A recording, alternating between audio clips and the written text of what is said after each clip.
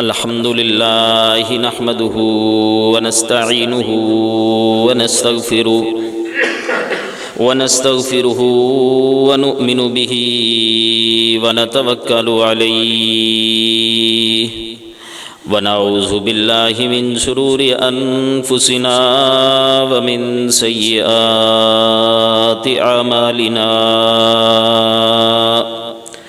من يهده الله فلا مضل له ومن يضلله فلا هادي له أشهد أن لا إله إلا الله وحده لا شريك له وأشهد أن محمدًا عبده ورسوله اللهم صل على محمد وعلى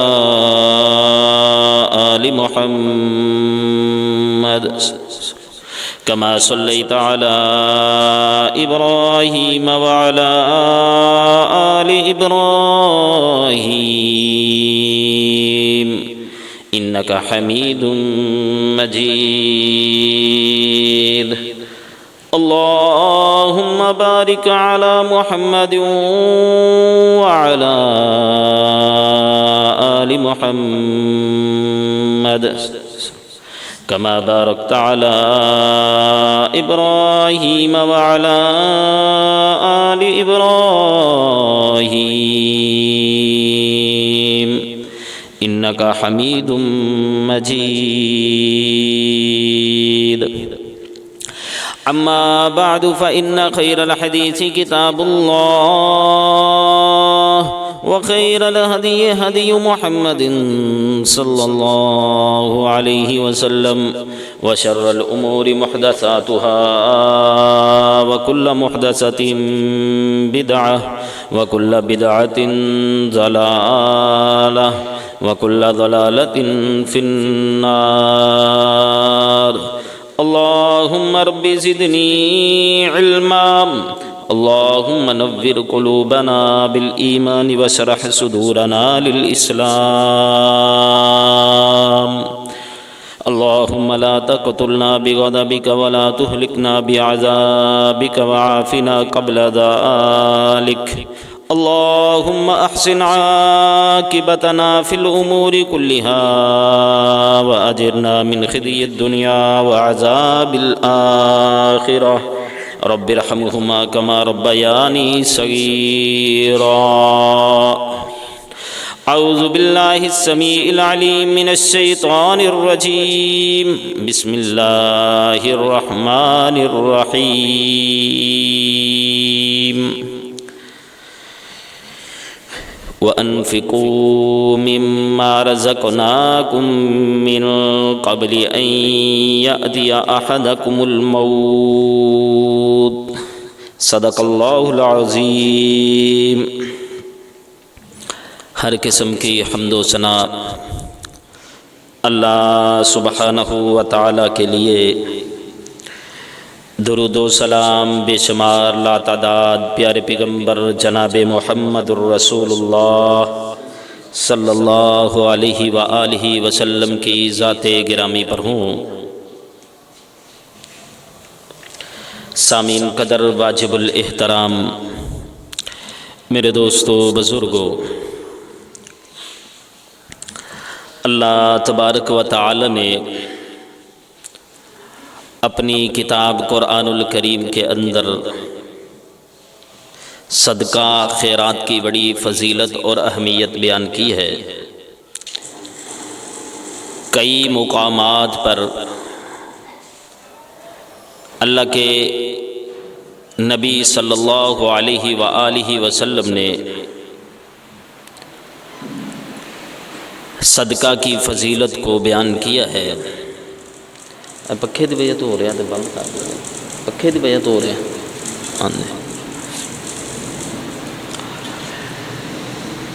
فرمایا وَأَنفِقُوا مِمَّا رَزَقْنَاكُم مِّن قَبْلِ أَن يَأْتِيَ أَحَدَكُمُ الْمَوْتُ۔ اللہ کے راستے میں خرچ کرو وَأَنفِقُوا مِمَّا رَزَقْنَاكُمْ، جو رزق اللہ کہتا ہے ہم نے تم کو دیا ہے اس میں سے میرے راستے کے اندر خرچ کرو. من قبل ان یأتی احدکم الموت، اس سے پہلے کہ تمہیں موت آ جائے.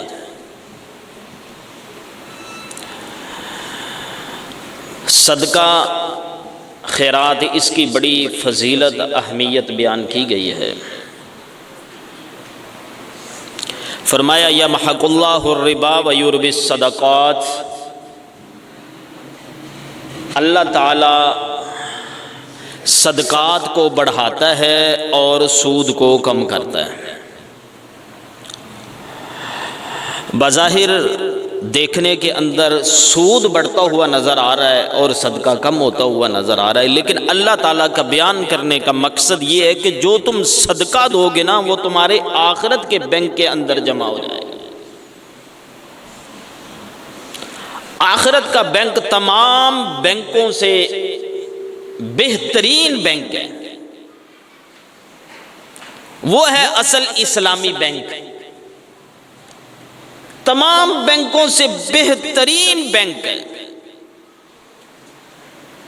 کیسا بینک ہے؟ فَمَن يَعْمَلْ مِثْقَالَ ذَرَّةٍ خَيْرًا يَرَهُ وَمَن يَعْمَلْ مِثْقَالَ ذَرَّةٍ شَرًّا يَرَهُ. ذرہ برابر بھی نیکی ہوگی وہ بھی تمہارے سامنے اس دن لائی جائے گی، اور ذرہ برابر بھی گناہ ہوگا وہ بھی تمہارے سامنے لایا جائے گا.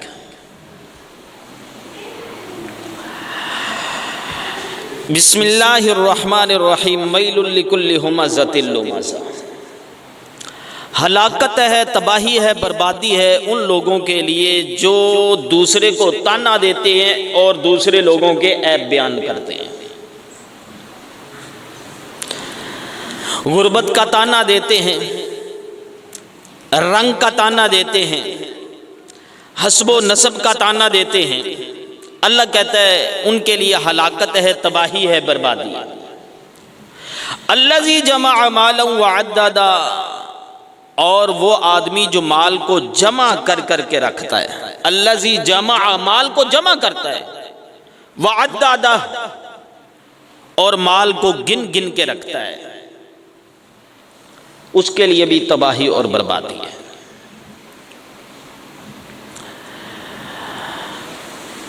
تو میرے دوستو، صدقہ، خیرات، زکوٰۃ، اس کی بڑی اہمیت ہے، بڑی فضیلت ہے.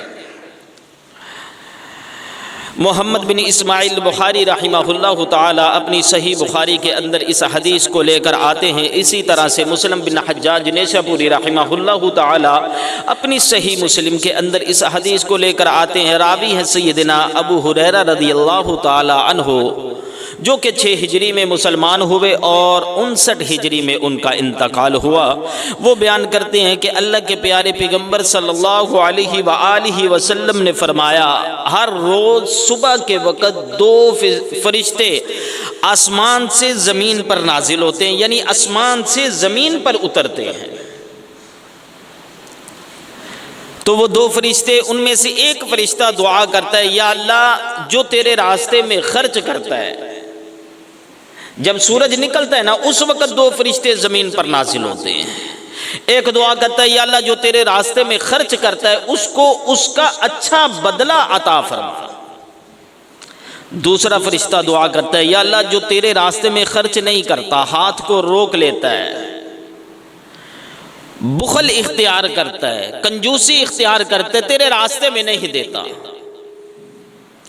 تو وہ فرشتہ اس کے لیے بد دعا کرتا ہے. بد دعا کرتا ہے، کیا کرتا ہے؟ کہتا ہے، یا اللہ جو آدمی تیرے راستے کے اندر خرچ نہیں کرتا اس کو بربادی سے دوچار کر دے. ایک دوسری حدیث جس کے اندر صدقہ خیرات کی فضیلت، اہمیت کو بیان کیا گیا ہے، محمد بن اسماعیل بخاری رحمہ اللہ تعالی اپنی صحیح بخاری کے اندر اس حدیث کو لے کر آتے ہیں اور اسی طرح سے مسلم بن حجاج نیسابوری رحمہ اللہ تعالی اپنی صحیح مسلم کے اندر، اور اسی طرح سے ابو داؤد سلیمان بن اشعث رحمہ اللہ تعالی اپنی سنن ابی داؤد کے اندر اس حدیث کو لے کر آتے ہیں۔ اس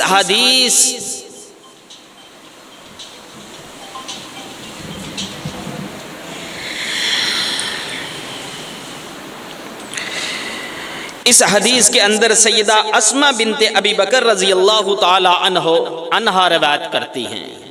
وہ کہتی ہیں اللہ کے پیارے پیغمبر صلی اللہ علیہ وآلہ وسلم نے فرمایا، اے اسماء، اپنی تھیلی کا منہ بند کر کے نہ رکھ، ورنہ اللہ تعالیٰ تجھ سے اپنا فضل اور کرم روک لے گا۔ اللہ کے نبی صلی اللہ علیہ وآلہ وسلم نے اسماء بنت ابی بکر رضی اللہ تعالی عنہا کو یہ بات ارشاد فرمائی کہ اے اسماء، اپنی تھیلی کا منہ بند کر کے نہ رکھ، ورنہ اللہ تعالیٰ تجھ سے اپنا فضل اور کرم روک لے گا۔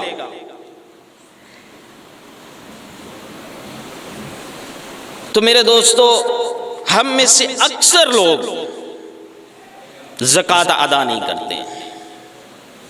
وہ یہ سمجھتے ہیں کہ زکوٰۃ کو ادا کرنے سے مال کے اندر کمی واقع ہوتی ہے۔ وہ یہ سمجھتے ہیں کہ زکوٰۃ ادا کرنے سے مال کے اندر کمی واقع ہوتی ہے، جبکہ یہ ہماری سوچ، یہ ہمارا نظریہ بالکل غلط ہے۔ ابو قبشہ انماری رضی اللہ تعالی عنہ اس حدیث کو بیان کرتے ہیں، راوی ہیں اس حدیث کے۔ وہ بیان کرتے ہیں کہ اللہ کے نبی صلی اللہ علیہ وآلہ وسلم نے فرمایا، میں 3 چیزوں کے اوپر قسم اٹھاتا ہوں۔ بڑی قابل توجہ حدیث ہے۔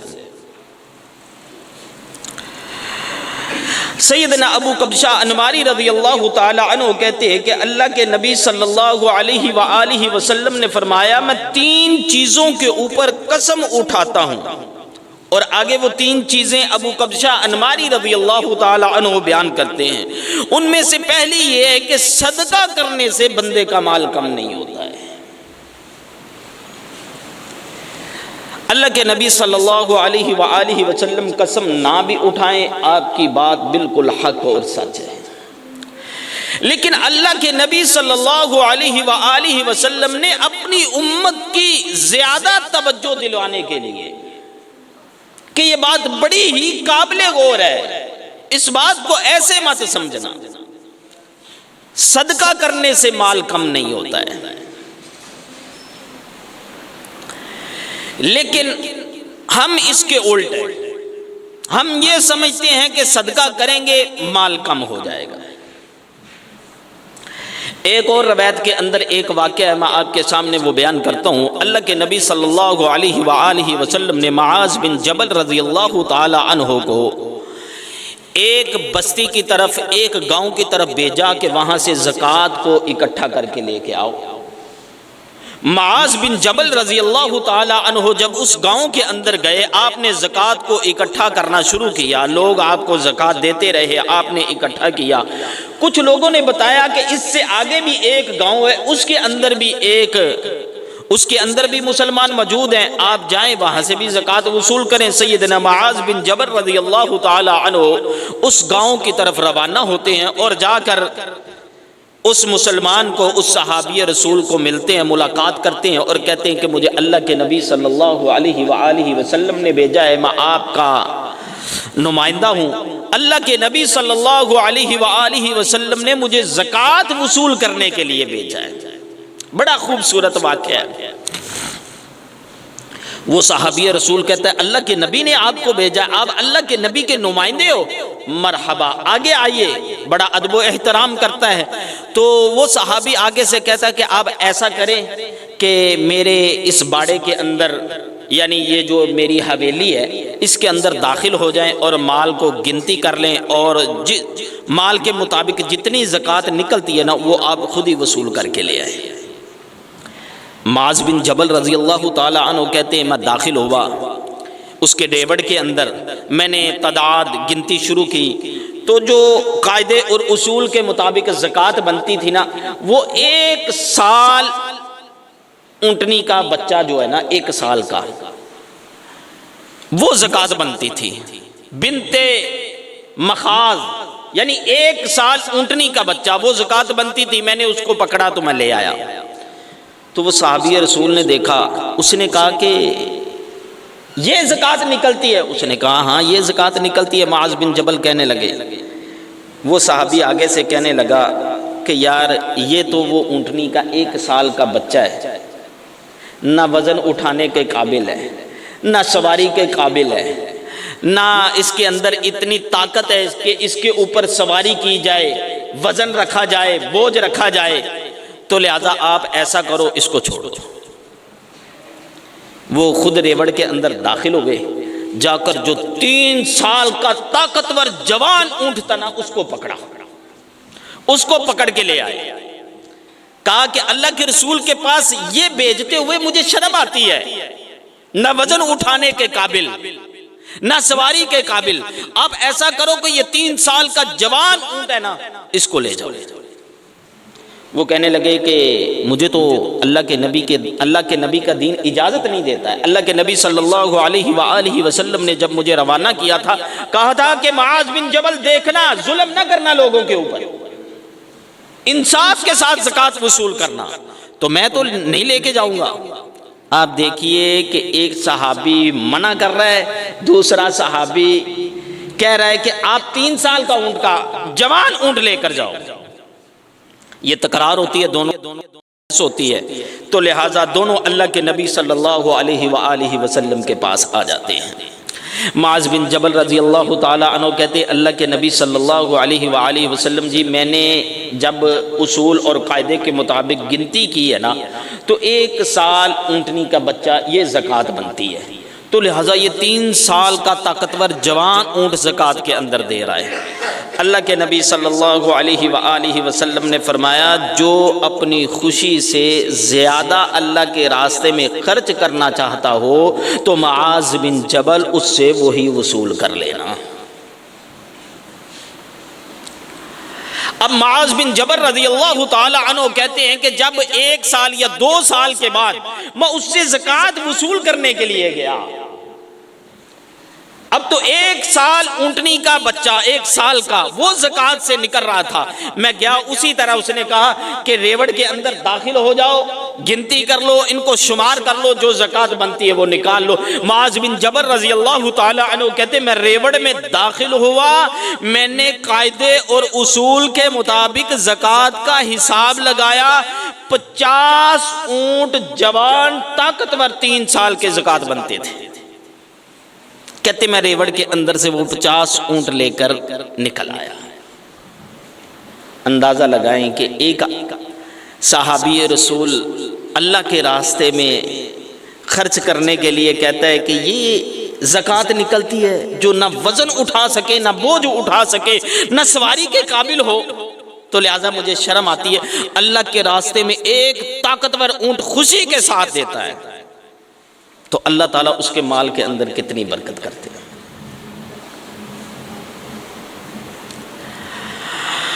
آج اگر ہم اپنے محلے کے اندر تلاش کریں تو مجھے نہیں لگتا کہ کوئی اپنے مال کی پوری زکوٰۃ دیتا ہو۔ ہمارے گھروں کے اندر جتنا زیور پڑا ہے نا، جتنا زیور پڑا ہے اس کے حساب سے ہم اپنی زکوٰۃ دینا، تو مجھے نہیں لگتا محلے کے اندر کوئی بھوکا رہ سکے، مجھے نہیں لگتا محلے کے اندر کوئی ایسا گھر رہ جائے جس کو کھانا نہ ملے۔ آج تک ہم نے زکوٰۃ کا حساب لگایا ہی نہیں ہے۔ نماز پہ ہمارا بڑا زور ہے، جس طرح سے نماز فرض ہے اسی طرح سے زکوٰۃ فرض ہے۔ اگر نماز کا پیپر ضروری ہے تو زکوٰۃ کا پیپر بھی ضروری ہے۔ ابو کبشہ انماری رضی اللہ تعالی عنہ کہتے ہیں اللہ کے نبی صلی اللہ علیہ وآلہ وسلم نے 3 چیزوں کے اوپر قسم اٹھائی ہے۔ فرمایا کہ جو اللہ کے راستے میں خرچ کرتا ہے تو اس کے مال کے اندر کمی واقع نہیں ہوتی ہے۔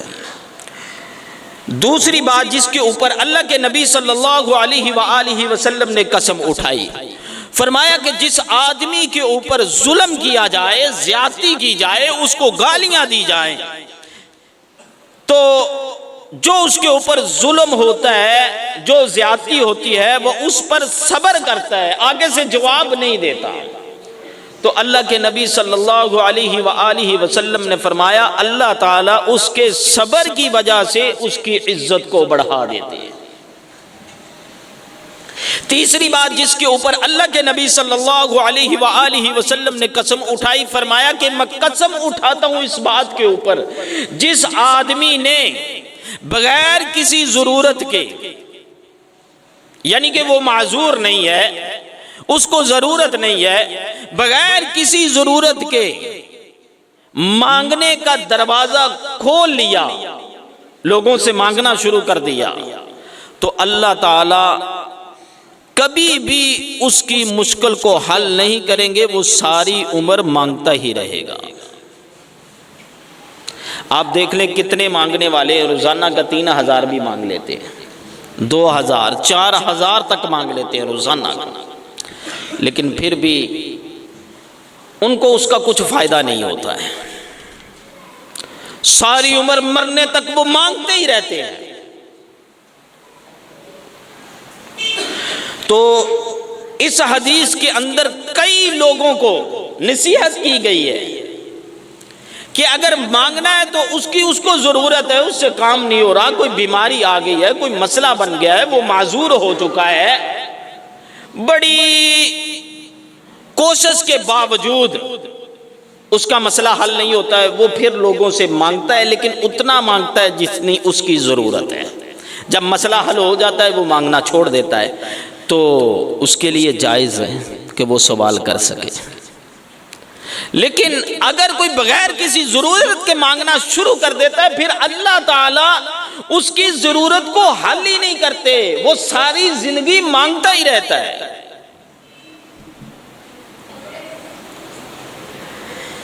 اس حدیث کے اندر تو یہ بیان کیا گیا ہے، مانگنے والوں کو نصیحت کی گئی ہے کہ مانگنے سے پرہیز کرنا ہے۔ اب جو دوسری حدیث ہے، اس حدیث کے راوی ہیں سیدنا عبداللہ بن عباس رضی اللہ تعالی عنہ، وہ بیان کرتے ہیں کہ میں تمہیں سب سے بدترین آدمی کی خبر نہ دوں، جو سب سے بدترین آدمی ہے اس کے بارے میں تمہیں نہ بتاؤں؟ صحابہ عرض کرنے لگے کہ آپ ضرور بتائیے۔ سیدنا عبداللہ بن عباس رضی اللہ تعالی عنہ بیان کرتے ہیں کہ اللہ کے نبی صلی اللہ علیہ وآلہ وسلم نے فرمایا، جس آدمی سے اللہ کے نام کا سوال کیا جائے اور وہ اسے ہونے کے باوجود کچھ نہ دے تو وہ سب سے بدترین شخص ہے۔ بعض لوگ آتے ہیں، مانگنے کا طریقہ کچھ اور ہوتا ہے، آپ ان کا خیال کر لیا کریں، جو اگر اللہ کے نام کا مانگے، بعض لوگ تو غیروں کا نام کا مانگتے ہیں نا، اس سے پرہیز کرنا چاہیے۔ جو اللہ کے نام کا مانگے اسے ضرور دینا چاہیے، لیکن ہماری عادت کیا ہے، ہم اس کی صحت کو دیکھتے ہیں، صحت کو دیکھ کے اس کو کئی جملے ایسے کہتے ہیں جو نہیں کہنے چاہیے۔ اچھا بھلا ہے، جوان ہے، فلاں ہے، فلاں ہے، اس کو باتیں کرتے ہیں۔ بھائی اس نے اللہ کے نام کا سوال کیا ہے، دینا ہے تو اسے کچھ دے دو، یا اچھے لہجے کے اندر اچھے انداز کے ساتھ اسے اپنے پاس بٹھا کر سمجھاؤ، اس کی ضرورت کو، اس کی مجبوری کو سنو، اس کے بعد اسے سمجھاؤ۔ یہ طریقہ کار ہے، لیکن آپ اس سے سختی کے ساتھ اسے کچھ کہیں، یہ شریعت نے طریقہ کار نہیں دیا۔ شریعت نے دونوں کے لیے نصیحت کی ہے، دینے والے کے لیے بھی، سوال کرنے والے کے لیے بھی۔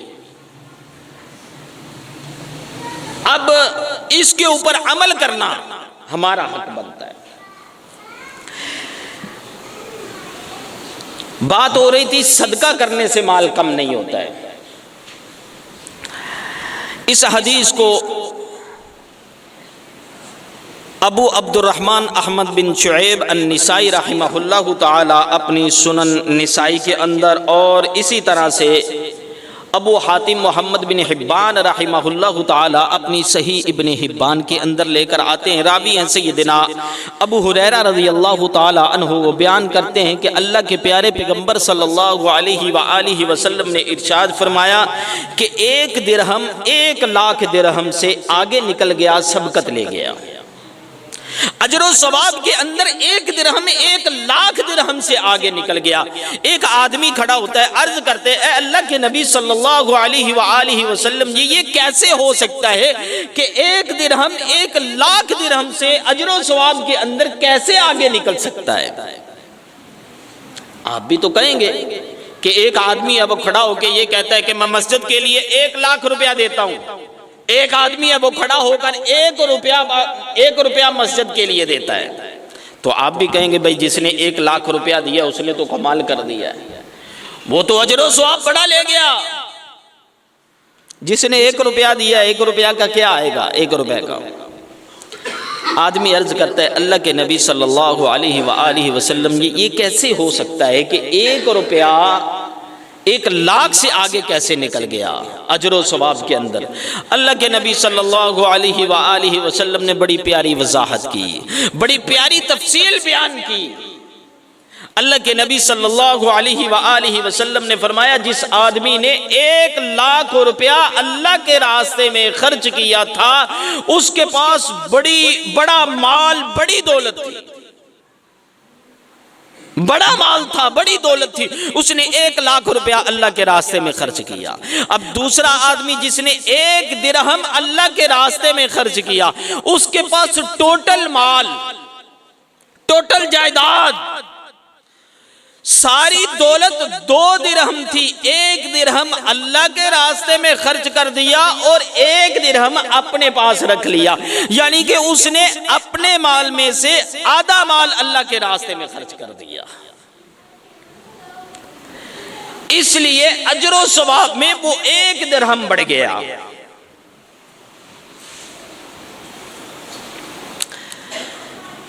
کیسا صحابہ کا جذبہ تھا اللہ کے راستے کے اندر خرچ کرنے کا، یعنی جو اگر ان کے پاس 2 درہم تھے نا تو یہی کوشش کی کہ 1 درہم اللہ کے راستے کے اندر چلا جائے، اور سب سے پیاری چیز، سب سے محبوب چیز جو ان کو سب سے پیاری تھی وہ اللہ کے راستے کے اندر انہوں نے خرچ کی ہے۔ فرمایا لن تنالوا البر حتى تنفقوا مما تحبون وما تنفقوا من شيء فإن الله به عليم۔ اس وقت تک تو تم نیکی کو حاصل کر ہی نہیں سکتے، اس وقت تک تم نیکی کو حاصل کر ہی نہیں سکتے جب تک تم اللہ کے راستے میں وہ چیز نہ دو جو تمہیں سب سے زیادہ محبوب ہو۔ اب ہم اللہ کے راستے میں کیا دیتے ہیں؟ جو کپڑے پہنتے ہیں جب دیکھتے ہیں کہ ہمیں اچھے نہیں لگتے، زیادہ پرانے ہو گئے ہیں، زیادہ وہ سیدھا ہو چکے ہیں، تو ہم وہ اللہ کے راستے میں دے دیتے ہیں۔ ہمارے نزدیک تو نیکی کا معیار یہ ہے، صدقہ کرنے کا معیار یہ ہے، صدقہ کرنے کی سوچ یہ ہے جو سب سے گھٹیا ترین سوچ ہے۔ ہمارے بچوں کے کپڑے جو ہم دیکھتے ہیں کہ ہمارے بچوں کو اب اچھے نہیں لگتے، 1 سال 2 سال تک وہ پہن چکے ہیں، ہم کہتے ہیں اب یہ غریب یتیم مسکین کو دے دو۔ ہم کون لوگ ہیں ایمان کے دعوے دار؟ ہم کون لوگ ہیں اللہ اور اس کے رسول کے ساتھ محبت کرنے والے، صحابہ اور اہل بیت کے ساتھ محبت کرنے والے، ایمان کا دعویٰ کرنے والے، اپنے آپ کو مومن مسلمان کہلانے والے، اور اللہ کے راستے میں خرچ کرنے کا ہمارا حال یہ ہے کہ جو چیز ہمیں پسند نہیں ہے، جو سب سے نکمی چیز، سب سے گھٹیا چیز ہے، اس کو اللہ کے راستے میں خرچ کرتے ہیں۔ اور پھر ہم اپنے دل کے اندر یہ ارمان لیے پھرتے ہیں کہ یہ اللہ کے راستے کے اندر میں نے چیز دی ہے، اللہ مجھے جنت دے گا۔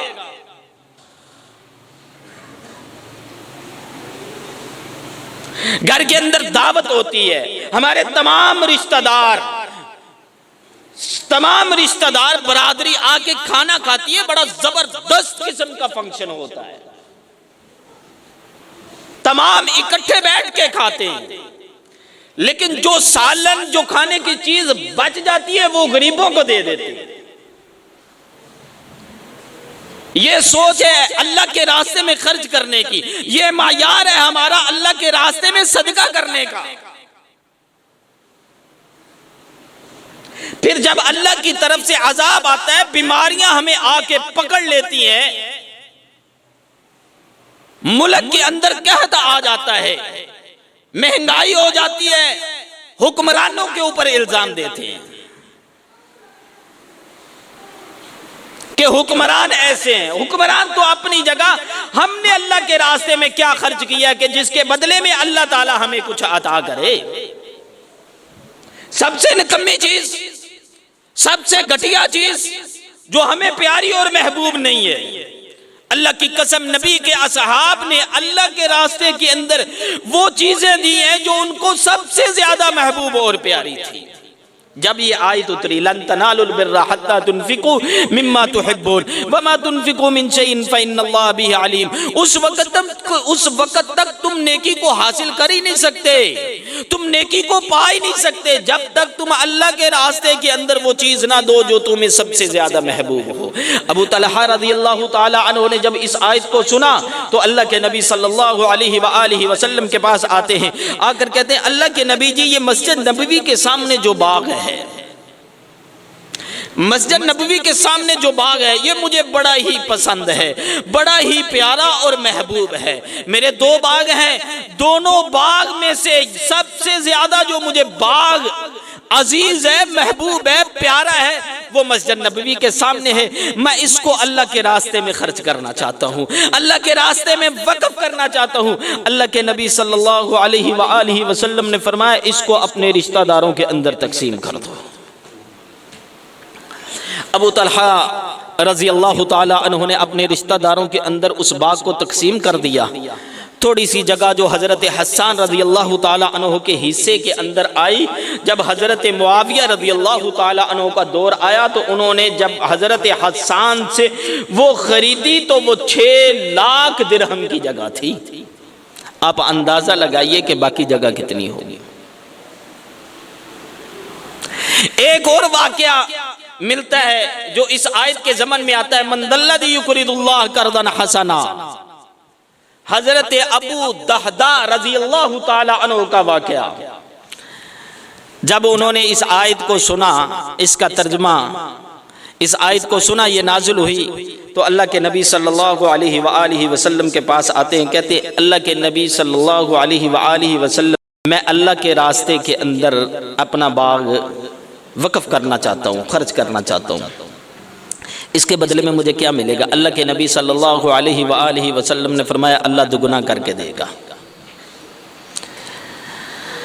تو ابو دہدہ رضی اللہ تعالی عنہ اللہ کے نبی صلی اللہ علیہ وآلہ وسلم کو اس بات کے اوپر گواہ بناتے ہیں، کہتے ہیں اللہ کے نبی صلی اللہ علیہ وآلہ وسلم، میں اللہ کے راستے میں وہ باغ دینے لگا ہوں جس کے اندر 600 کھجوروں کے درخت ہیں،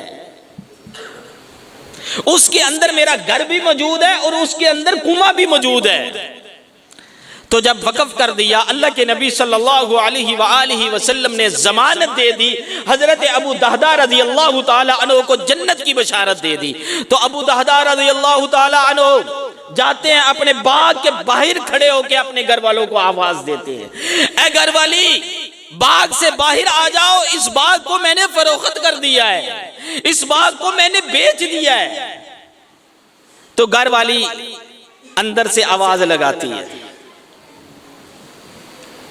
ہاں ہمارے ہاں کسی نے گھر اللہ کے راستے میں دیا ہوتا نا تو کہتا کہ میں نے یہ گھر مسجد کے لیے وقف کر دیا ہے، میں نے یہ گھر یتیموں کے لیے وقف کر دیا ہے، میں نے یہ گھر مدرسے کے لیے وقف کر دیا ہے۔ تو وہ باہر کھڑا ہو کے آواز لگاتا، یا گھر جا کے کہتا تو پتہ نہیں اس کا کیا حال ہوتا۔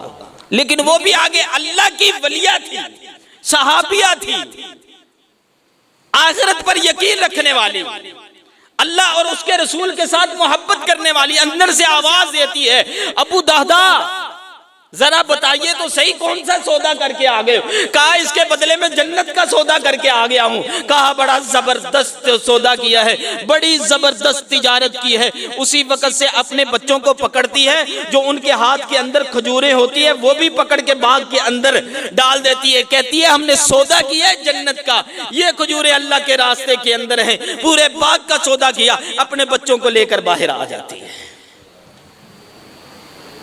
یہ ہوتے ہیں وہ لوگ جنہوں نے اللہ کے ساتھ جنت کے سودے کیے، یہ ہیں وہ لوگ جنہوں نے اللہ کی جنت کو حاصل کیا ہے اور اللہ کی جنت کے دنیا میں رہتے ہوئے ٹکٹ حاصل کیے۔ اور ہم کون ہیں؟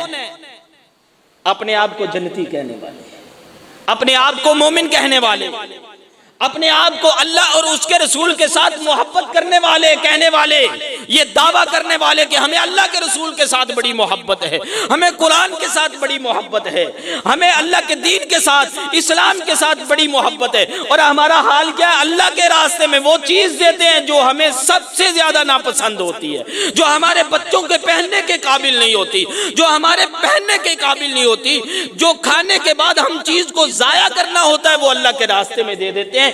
پھر ہم اپنے دل میں ارمان لیے پھرتے ہیں ہم تو جنتی ہیں، ہم تو اللہ کی جنت کو حاصل کرنے والے، ہم تو جنت میں جانے والے۔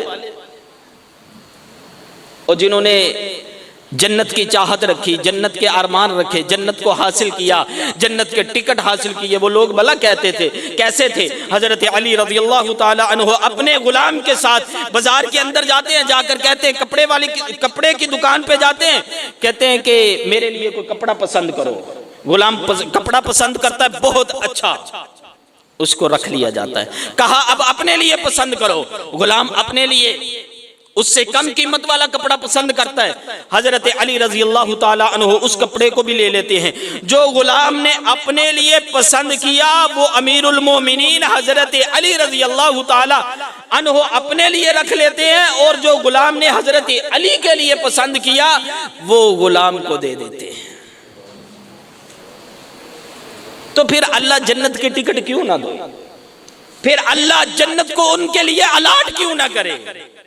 جنت کی سند کیوں نہ دے؟ اللہ تعالیٰ سے دعا ہے جو میں نے سنایا آپ نے سنا، اللہ تعالیٰ اس کو سمجھنے کی اور اس پر عمل کرنے کی توفیق دے۔ وما علینا الا البلاغ المبین۔